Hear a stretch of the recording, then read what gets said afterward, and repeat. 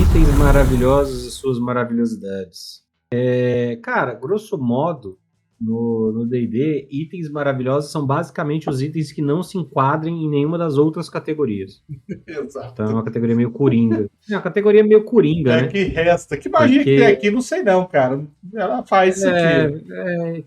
isso aí é uma arma, não é uma armadura, não é um anel, não é um bastão, não é um cajado, não é um pergaminho, não é uma poção, não é uma varinha, não. Então é um item maravilhoso. É basicamente para tudo que resta. E os itens maravilhosos, eles não ficam restritos a elementos situacionais, apesar de serem comuns nesse sentido. Né? Então tem vários itens maravilhosos que não são só relevantes em combate, como são especialmente relevantes em combate, como a maioria das botas, por exemplo, as braçadeiras mágicas. E aí, comparando ao que eu falei sobre os itens de ataque, a avaliação sobre como você dá esses itens maravilhosos aos personagens vai ficando um pouco mais complexa. Porque os benefícios de uma arma ou de uma armadura são evidentes, né? São facilmente quantificáveis, aquilo que a gente estava discutindo lá. Para facilitar o ataque, para a CA muito mais forte, etc. Com os itens maravilhosos isso vai ficando mais difícil, né? Inclusive porque uma das coisas mais fáceis de encontrar na internet é narrador e jogador contando formas como alguém na mesa encontrou de usar um item mágico, e aí normalmente é um item maravilhoso, de maneira completamente absurda, para fazer alguma coisa completamente fora do previsto ou imaginado, e quebrar o item, não sei o quê. Então, assim, a gente já fez vídeos aqui no canal, eu já fiz vídeos sobre itens mágicos. Já falei, por exemplo, da caneca alquímica. É um exemplo de item maravilhoso. E tem potencial para ser problemático, porque pode quebrar a economia do cenário, pode produzir recursos de uma maneira que não deveria acontecer para um item tão barato, aquela coisa toda. Então esse é um fator a se levar em conta na hora de você dar itens mágicos, inclusive esses, né? Especialmente os itens maravilhosos. E aí, já uma primeira sugestão, se você estiver pensando em dar itens maravilhosos de loot para os seus jogadores, faz uma busca rápida na internet para ver que tipo de maluquice as pessoas já arrumaram para fazer nos fóruns e tal. Vai ter um relato de alguém que tem um jeito de juntar dois itens maravilhosos em comuns e destruir o vilão final da história ou alguma coisa assim. Vai acontecer. O Leonardo está falando ali no chat da Bag of Holding, vou falar sobre Bag of Holding mais tarde, mas essa é uma que os caras em algum momento meteram na própria regra básica dela usos malucos que sempre tem alguém num fórum pensando, e se eu fizer isso com aquilo, usar Bag of Holding? Agora, no geral, eu gosto mais de dar itens maravilhosos, como loot, do que outros itens de ataque, etc. Porque eu sigo uma linha pessoal em que, eu já falei isso várias vezes em outros papos de mestre, o loot, o tesouro que você dá para os personagens precisa fazer sentido, né? O que eu quero dizer com isso? Eu não gosto, ao montar o tesouro, de simplesmente rolar um dado na tabela de tesouros e ver qual é o item mágico que aparece na rolagem para colocar naquele baú. Para mim é preciso ter uma lógica. Por que aquele item está ali? Por que aquele inimigo tinha aquele item? Ah, se esse inimigo tinha esse item, ele estava usando o item? Por que ele não estaria utilizando o item? É um inimigo inteligente? Era um item poderoso? Se ele não estava usando o item, por que ele não estava usando? E se ele não conseguia usar, por que ele estava com esse item? Por que ele não vendeu esse item? Por que ele não trocou? Por que ele não fez alguma coisa? E os itens maravilhosos normalmente são específicos o suficiente para você poder fazer algo que permita isso, né? Isso vale não só para tesouro dado como resultado, por exemplo, de um encontro em que você matou um monstro, etc., mas também para recompensa, né? Então, sei lá, se eu vou narrar uma aventura e eu vou ter uma situação em que tem uma competição num reino gelado, na minha cabeça faz sentido que um prêmio possam ser as botas de inverno. São aquelas botas que dão proteção mágica contra o frio em qualquer situação. Porque você olha e fala, pô, faz sentido que para esses caras aqui você ter uma bota que te permita o conforto, independente de qual seja a temperatura, é um negócio foda. Faz sentido que esses caras usem esse item, que eles tenham acesso a esse item, que eles produzam desse item. Faz sentido que isso seja visto como algo, como uma recompensa. Faz sentido que isso exista ali. Né? Então eu gosto de pensar e de usar os itens mágicos dentro desse contexto. Né? E aí, a vantagem dessa versatilidade também dos itens mágicos sobre o tipo de coisa que são, é justamente que assim como nos itens de ataque, você pode, assim como a gente falou também dos monstros, né, Vermelho, sobre você personalizar monstro, que é tipo, cara, pega um monstro, eu quero um monstro específico pro meu cenário, com um nome, ou que seja um tipo e tal. Você não precisa criar um monstro do zero, você pode pegar um monstro que já existe e simplesmente mudar o flavor dele, né, o visual, o nome, a história, e usar a ficha, uma coisa pode ser feita com itens maravilhosos. Você pode utilizar itens que já existem, simplesmente atribuir um nome especial a ele dentro do cenário. Mudar o item, Então, né? Não precisa ser uma bota, e pode ser um mudar, sapato, pode ser uma sandália. é isso, entendeu? Pode ser uma coisa nessa linha. Eu tive uma jogadora uma vez que fez um personagem que era muito legal, que era de um clã que vivia para proteger um local sagrado, né? Eles viviam ali e a função deles era meio que há séculos, sei lá, o século, a função deles era proteger aquele lugar sagrado. E aí rolou um ataque, os vilões estavam querendo roubar uma estátua que ficava nesse lugar por causa do material. E aí o clã foi massacrado, ela não estava lá no lugar, estava fazendo outra coisa. Quando chegou lá, estava todo mundo meio moribundo. E aí o ancião faz um ritual em que todo mundo que ainda estava vivo coloca o resto da energia vital que eles tinham num colar com o símbolo do clã para proteger ela enquanto ela fosse se vingar e buscar a estátua, porque aí a missão de vida dela, como ela era a única que sobrou, com chance de sobrevivência e tal, ela foi designada pelo ancião antes de morrer para fazer isso. Essa era a explicação para ela ter o item mágico, que aí tinha um nome, era um amuleto do clã do lobo, alguma coisa que eu não lembro o nome agora. Mas era um amuleto da saúde. Era simplesmente um item amuleto da saúde, que é um item que dá a Constituição 19. Era isso. Ela tinha esse item mágico, porque quando ela fez o personagem, era uma campanha que eu fiz com os personagens já começando no nível mais alto, e aí eles tinham direito a um item mágico.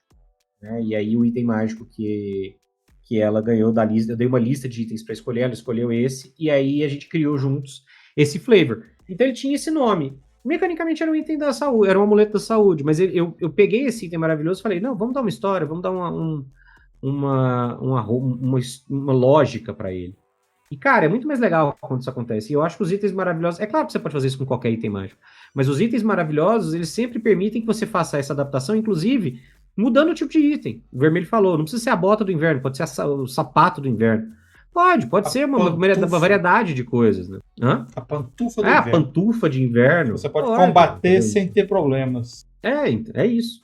Então você pode fazer lá a corda do Rope of Entanglement, que tá ali na imagem. Você pode pegar e falar, cara, então não é uma corda, é um arame, um fio, tipo assim.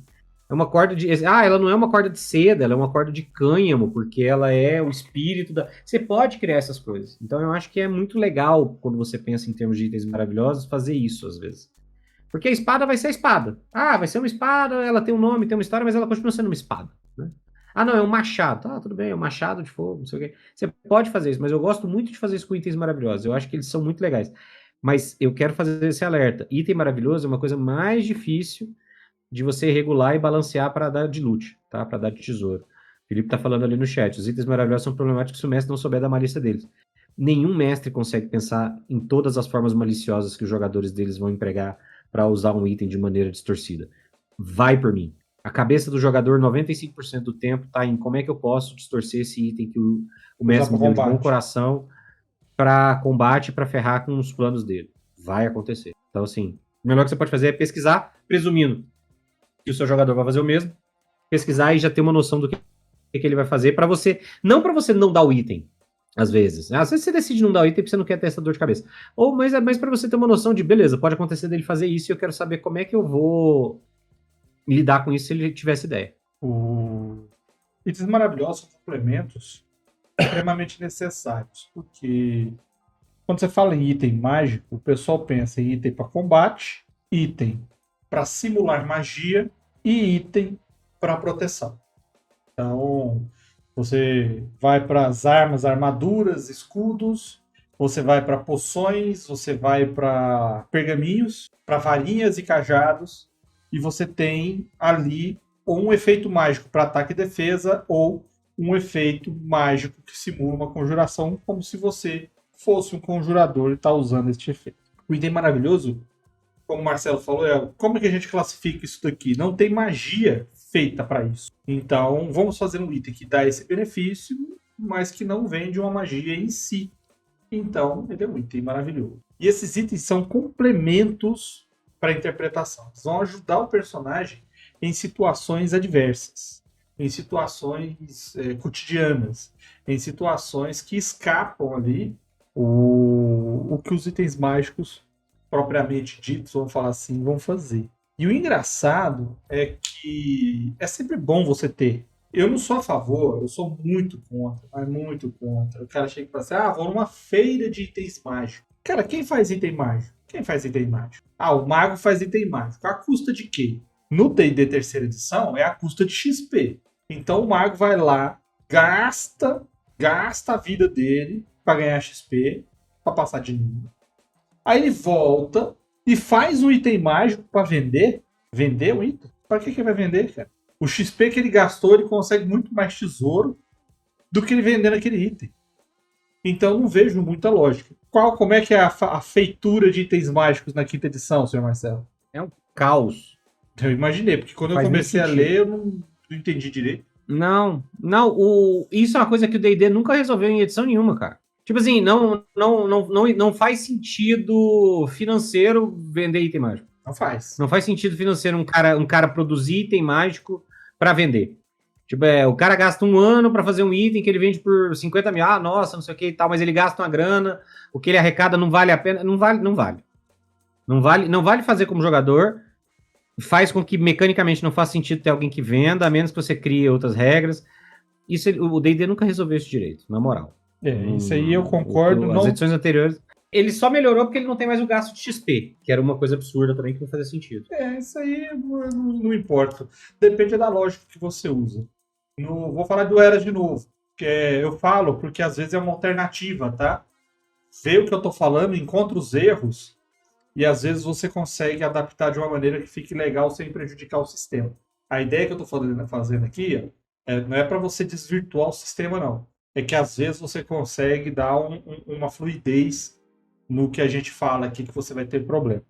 No Eras é o seguinte, do mesmo jeito que no D&D quinta edição você tem que sintonizar o item, o conjurador não faz infinitos itens mágicos. Ele faz uma quantidade de itens mágicos que depende dele, como se ele estivesse se conectando a esse item. Esse item tem a essência dele. E ele não pode doar mais essência do que o limite dele. Então você vai ter mago que consegue fazer só 1, 2, 3, 4. O cara que faz 5 itens mágicos, ele é o top. Ele é o top do negócio. Então existe esse parâmetro. E quando você vai comercializar, isso é um problema, cara. Isso é um problema.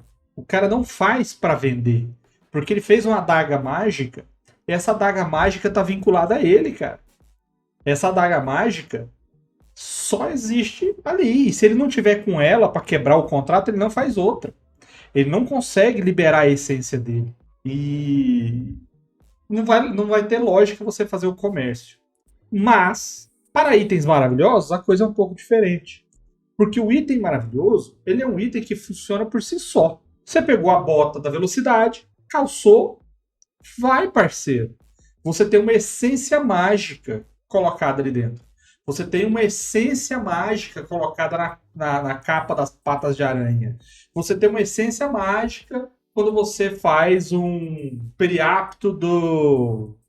Eu esqueci, um que você faz as fumacinhas, ela revela quem está invisível, esse tipo de coisa. Então você não tem uma sincronia, uma sintonia. Você não tem essa ligação, não é necessário. E o item maravilhoso, ele também é mais viável. Então, sim, ele pode ser pedido, ele pode ser encomendado, ou ele pode ser, muitas das vezes, feitos como presentes, feitos como ferramentas, feitos como algum recurso para você desempenhar uma função. Então, é justo você ter um ourives que faz peças muito delicadas e muito bonitas e muito valiosas. Ele tem aquelas lentes de aumento lá, que ela... eu esqueci quais são os efeitos dela. Ela não só melhora totalmente a sua visão, como ela revela características não naturais, ela revela valores e características de estruturais, auxilia você, inclusive, a restaurar o item. Então é muito justo você ter um equipamento desse para um ourives, por exemplo. Então acho legal ser introduzido, mas também não fazer igual Feira da Fruta, né? Que você chega, cada personagem, jogador ali tem 4 itens maravilhosos, porque se ele vende uma determinada função, se ele é dado geralmente por presente ou por encomenda, se ele é difícil de você ter e conseguir, por que você tem 4, 5 deles? Eu considero que item maravilhoso não é uma coisa barata. Fala do Eras de novo. No Eras, existem duas maneiras de tratar esses itens maravilhosos que eu acho bem legal. A primeira delas é um negócio chamado herança familiar. A herança familiar é um talento que você compra ele no primeiro nível de personagem. Ele é um item que está na sua família há gerações e ele te dá um efeito tipo um item maravilhoso. Então você consegue começar o jogo com um troço desse. Só que assim, são efeitos pequenos, não é nada exagerado, mas você já começa com aquilo. E outra, você tem um vínculo com ele, a sua família tem um vínculo com ele. Se você perder ele, você vai ter algumas penalidades por causa disso. Porque ele foi dado a você para você continuar a tradição de usar aquele item. E quando você tiver um filho ou for para frente, você tem que passar esse item para frente. Você não pode ficar com ele até a morte, por exemplo. Então essa é a primeira. E a segunda é o seguinte: quando você tem um profissional de ofício bom o suficiente para conseguir alcançar as dificuldades de teste muito elevadas, você permite que ele funcione como um artífice e ele consiga ultrapassar as características mundanas dos componentes que ele trabalha.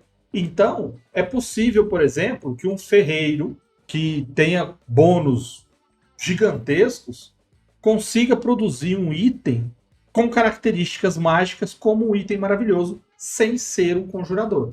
Lógico, ele não pode ter um efeito que seja produzido por uma magia, mas ele consegue. Então existem essas possibilidades. Se você for tratar na sua mesa, não precisa fazer essas regras que eu estou falando, mas pensa que o item maravilhoso tem a mesma base do sistema, a mesma explicação.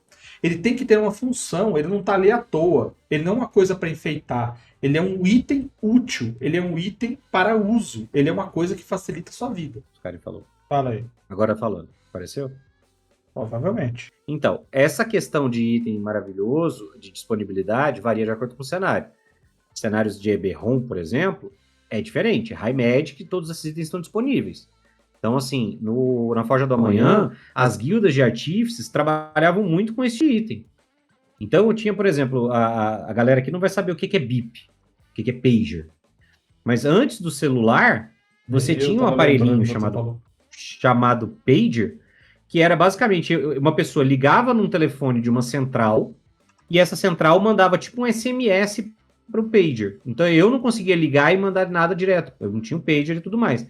Mas se eu precisasse te mandar um recado urgente e você tivesse um pager, eu ligava na central e fala: eu quero mandar um recado no pager número tal, dizendo a seguinte coisa, tipo um telegrama, um SMS da vida. E aí chegava um SMS lá para a pessoa falando: olha, fulano de tal mandou a seguinte mensagem, blá, blá, blá, blá, blá. E aí, no cenário da Forja do Amanhã, você tinha uma guilda que fazia isso. Os caras faziam sandstones em massa, e aí era basicamente os operadores recebiam de uma cidade para outra. Então o cara recebia, você ia lá no negócio, na guilda, falava: eu quero mandar um telegrama para fulano.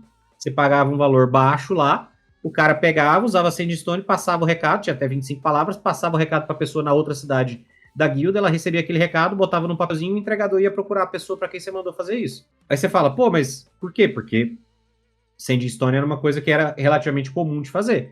Você pagava uma grana baixa para fazer isso. Valia a pena, talvez, se você tivesse dinheiro, fazer uma sandstone própria para isso. Mas você já tinha guildas que faziam isso. Então, existem cenários, é tipo fax, existem cenários em que você vai ter itens maravilhosos, especialmente os itens mais comuns ou incomuns, né, que não sejam raros ou raríssimos, em que você tenha algum fator que barateie o processo de produção, que facilite o processo de produção, que faça com que seja economicamente viável produzir itens, algumas aspas, em massa, e isso vai mudar toda a dinâmica do cenário. Toda. E os itens maravilhosos são o principal elemento nesses casos, né? Quando você facilita muito fazer esses itens, dificilmente vão ser os itens de ataque, dificilmente vão ser os itens de defesa, dificilmente vão ser essas outras, varinha, bastão, não. O que normalmente vai massificar são os itens maravilhosos, que são os itens utilizados para coisas, entre aspas, cotidianas.